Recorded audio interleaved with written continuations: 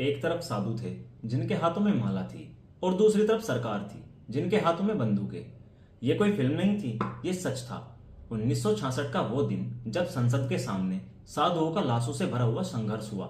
क्या इंदिरा गांधी ने सच में कोई वादा तोड़ा था? क्या इंदिरा गांधी ने गौ हत्या पर प्रतिबंध लगाने का वादा संतों से किया था? या क्या सरकार ने सच में उन पर गोलियां चलाई थी? आइए जानते हैं एक दबा दिया गया सच। 1966 का लोकसभा चुनाव। कांग्रेस बुरी तरह से क्राइसिस में थी। उनका यूथ और अर्बन वोट बुरी तरह से हिल चुका था। इसलिए इंदिरा गांधी ने फैसला किया हिंदुओं के एक बड़े महंत श्री कपिल देव कलपात्रु जी महाराज से मिलने का। और उनसे मिलके उन्होंने एक वादा किया कि अगर मैं जीत गई तो पूरी तरह से हिंदुस्तान में गो हत्या पर प्रतिबंध लगा दूंगी। फिर क्या था, अंधभक्ति का एक खेल शुरू हुआ।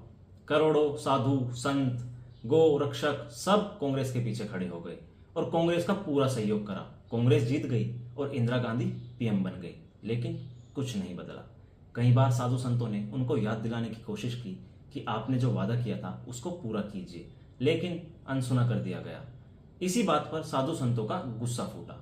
फिर 7 नवंबर 1966 भारत के इतिहास का एक काला दिन बन गया, जब लाखों साधु संत रिलीजियस लीडर पूरे भारतवर्ष से दिल्ली के पार्लियामेंट हाउस के बाहर इकट्ठा होना शुरू हुए। उनकी एक ही डिमांड थी, गो हत्या पर प्रतिबंध लगाओ और अपना वादा पूरा करो। लेकिन दिल्ली पुलिस और सीआरपीएफ ने वहां की सिक्योरिटी और टाइट कर दी। प्रोटेस्ट एकदम पीसफुल था, लेकिन पार्लियामेंट में पैनिक फैल चुका था। पीएमओ ने ऑर्डर दिया, भीड़ को हटाओ, और उसके बाद शुरू हुआ असली ब्रूटल क्रैकडाउन। पुलिस ने लाठीचार्ज किया, फिर टीयर गैस छोड़ी गई और उसके बाद मिला फायर ऑर्डर। साधु संतों पर गोलियां बरसाई गई। खून से संसद के बाहर लाल हो गया। अनऑफिशियल रिपोर्ट के मुताबिक 150 से ज्यादा साधु संत लोग मारे गए, लेकिन सरकार ने कभी इसकी एग्जैक्ट फिगर नहीं दी।